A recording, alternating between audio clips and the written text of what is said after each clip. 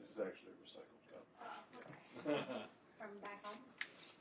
My brother loves the Wawa holiday blend. It's very good. Yeah, he was supposed to bring my mom home some. We forgot. I've never had it, but I do love it. I don't know if they have the Chihuahuas here. It's too far to try to find out. Oh, yeah, sure. But like Starbucks right now. How you doing? Here. Good, how are you? Oh, Good. The crowds, but I love the So- cups. I went in yesterday. No, a really good one. The one in Hyde Park Plaza by the Kroger is good so far. It is. That Brooklyn one is a I nightmare never think because about the that parking lot's a joke, Yeah, that's especially fine, yes. during It's But so the one in weird. I always feel Hyde like in a crash. by the Kroger. It's a good one. It's never too busy. You're right. I always forget about Yeah. that. So if you ever need one, That is a good one. You're absolutely right. that's Jason Williams' favorite one. Oh, He okay. kind of put me on it, and then the other day I was like, I'm gonna go in and so I was running a few errands. I had to go to Five Below and stuff like that to get like a little kid birthday present. And I was like, all right. But Change back. My go-to used to be very much. I don't go out that way anymore. ooh, and that's some shit. Like Move we had like a a ninja. custom one. Right. Literally, just swing by. Charlie, knock all the pictures off and drop What, it. Edward? Yeah, The card is just before you drive got through, your start It's up all with a gone. bunch All of gone. people. See? See? Yeah. It's worthless now. Try tomorrow. Really. Is this just rubbing in UK's face today? Just got their coach fired. I'm a Louisville fan, so, but yes. No. Yeah. You probably would have preferred if they were his captain, because he wouldn't have anything to worry about. Now they get some young coaching, you know, they might. It's like, yeah, it'd have been nice. But I mean, he beat Louisville plenty of times. Yeah. So, I mean, plenty of times in his 13 years there. Now you got Jeff Brown holding down the fort. Yeah. They said they were looking at, who is he? Hey, it's Annie. He's another Louisville guy. Played at Trinity and played for Louisville. The Charleston Okay. Stadium. Looked impossible. He's an offensive coordinator somewhere right now. I can't. Are Oregon, you working maybe here? Oregon. Okay. Oh, you're from Offensive DC? coordinator. Oh, great. Phil Stein. Okay. That possibility to go to UK How coach. many games Okay. he started? Yeah. Bring him home. Be interesting. So is he? Had two former Louisville Is he quarterbacks going as Yeah, that would muddy the and both of recruiting. them, and both of them went to Trinity High School. I don't know. Both played quarterback Is he training. gonna play today? I don't know. Why? Trinity Booster Club would love that. Well, then You got Okay. both. So Brian Brom is the offensive coordinator, Jeff's brother, Sure. who also played at Trinity and Louisville. Sure. Johnson. As quarterback. Dior Johnson. So Dior he's Johnson. questionable right now, is what they're saying. Yes. Got a little Trinity Mafia. Yeah, see, I went to St. X He and did Louisville, not so that's play our last rival. They destroyed us in the playoffs I this need year. to tell them that that's my plan. Destroyed, 50-7. Come on. All right, perfect, thank you, appreciate it.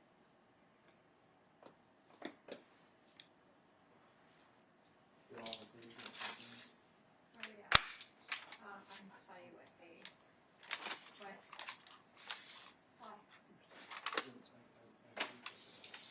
Oh, she's totally fine. Good.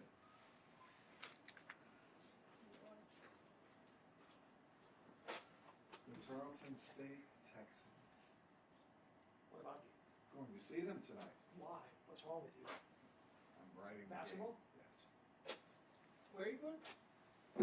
Cincinnati, UC. Only place I've been racially profiled my entire life. Stephenville, Texas. Is that right? Oh, I know that's where they're from. Yeah, it's got thrown out. Is that a Houston suburb? No, that's like redneck. That's like KKK clan country. Like they're just Stephen, what's it called? Stephenville, Texas. Where is it? It's about like an hour south of Fort Worth. 2014, Buddy and I went to a show.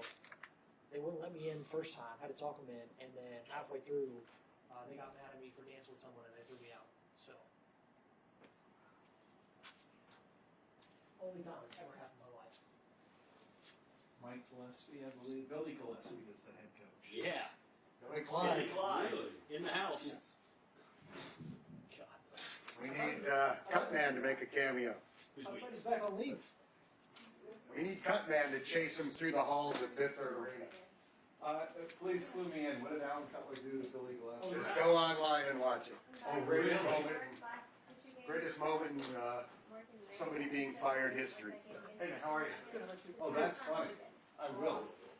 He chased him through the halls of UK with a cameraman tagging along behind. Legend. It was Tommy Lee Jones didn't pursue Harrison Ford that hard. As of right now, we would be in the NIT. Fun fact, Trags, the women's teams are We called the think we're gonna Texans. beat us on Friday. That's Not true. Oh, they changed it? For many years, they were the Texans, but not anymore. Yeah, about 2021 school year, they changed it to match. Yeah, they were like the Bengals, but not anymore. One of my dear friends on Charlton.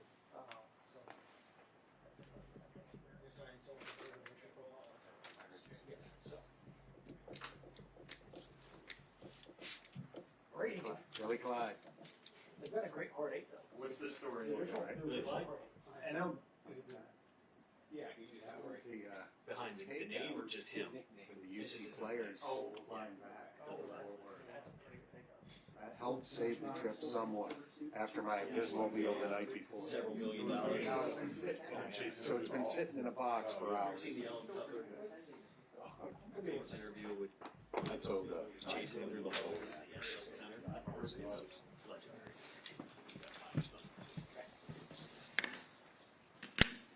I'm putting it on pause.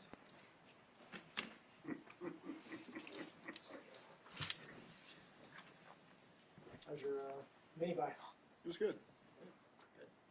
How's T doing? He's doing good. He's still in protocol. So him and Taj will keep working through that early in the week. So we'll see where it ends up. Trey in the mix this week? He's doubtful this week. You said doubtful? Shamar. He's on IR. Shamar. Yeah. Oh, he's on IR. Yeah. How's he been? With that through, I was like, am I the math wrong here? I think he's not, this will be his final game. I think he's part of this. How's he been progressing through the rehab? We'll see where it ends up next week. I think this will be Trey's 4th game. Was there any consideration to put him on IR? No, we'll just keep taking it week to week. Is he still doing all the normal meetings, everything behind the scenes? Is that Mostly rehab stuff with the trainers. Do you anticipate getting him back at the end of this season? Yeah, we'll just keep taking it week to week.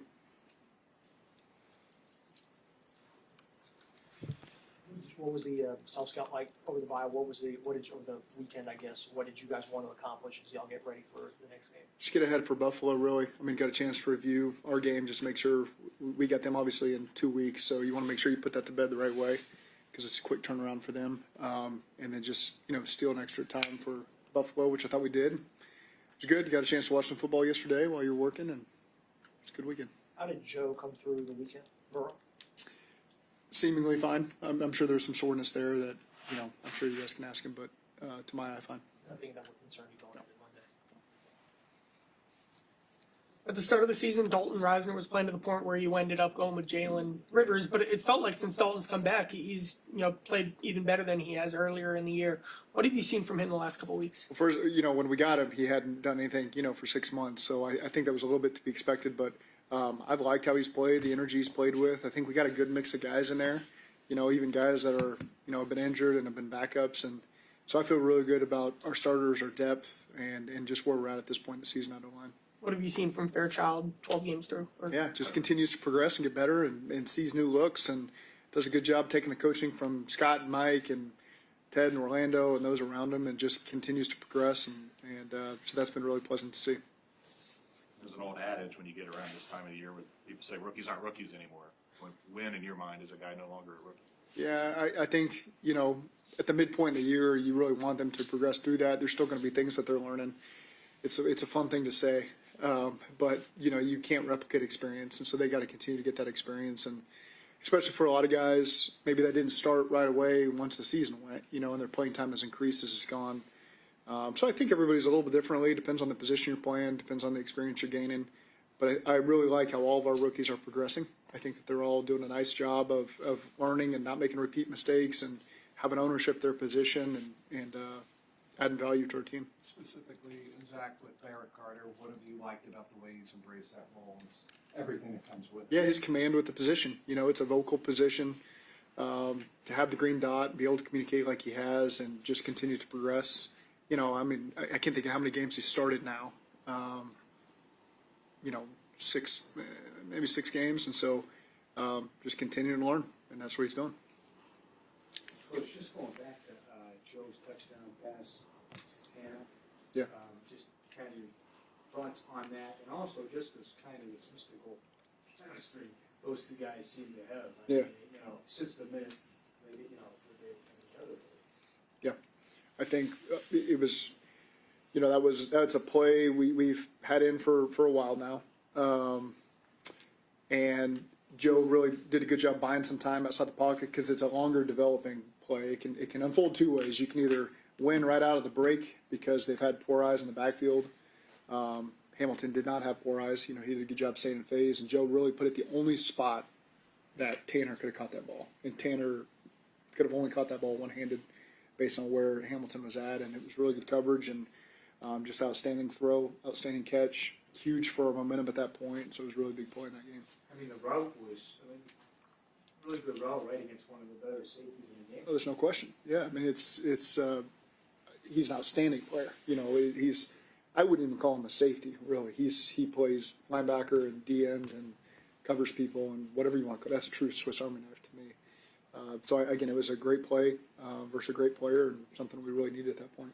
Some of the strides you guys have made defensively in recent weeks, how much of it do you think kind of just stems directly back to just seeing more pressure from some of your young defensive linemen at this point? Is that kind of the biggest difference that you think you've seen?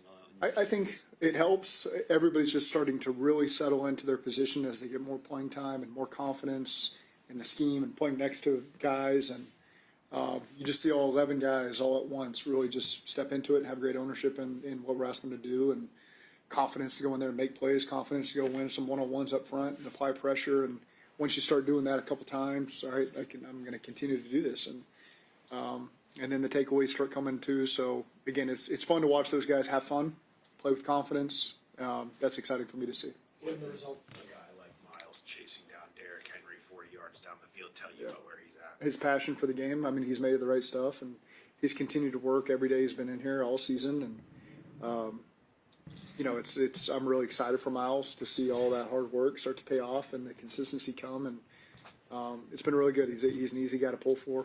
And so it's exciting to see him make some plays like that. Effort plays too are huge. You know, that's, even though it's way down the field, our team sees that in the film. They see all that stuff of guys really putting it all out there.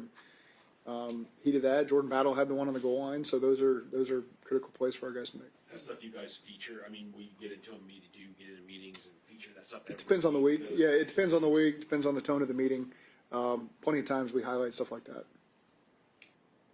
With how chaotic the AFC North is this year, how do you make sure the guys are just doing it on a week-to-week basis, not looking outside, all that? I've never really felt like I've had to worry about that. You know, we have our messaging each week that we follow, and I've never felt the need to make sure that we're just focused on the week. I think those guys have done a really good job of doing that. And, you know, that's the most critical point. It's just we got to play Buffalo, need to win the game, and worry about the rest after that. Given y'all's result on Thursday and then kind of how things have played out in the North, especially over the weekend, does it still feel like everything's in front of you as you go into this one? Yeah, it's exciting to know there's still opportunity there, but again, you just have to take it week to week. Us being Baltimore has nothing to do with how we're going to play against Buffalo. So our guys understand that. Stole a day here with a bonus day, and got to have a great week. And it's going to be a tough environment to go on the road there. It's always a tough place to play. It's going to be loud. It's going to be cold. Probably going to be windy, and so our guys got to be ready to embrace all that. How much do you subscribe to the theory that, especially come December, you need to be able to at some point be able to run the ball with authority in inclement weather? We've thrown the ball a lot in December too. It's been successful for us, so we're just going to keep playing our style. And sometimes we play plenty of games where we've leaned on the run, plenty of games where we've leaned in the pass game. So again, it's what's your style of play, what's your identity as a team, how's the game going.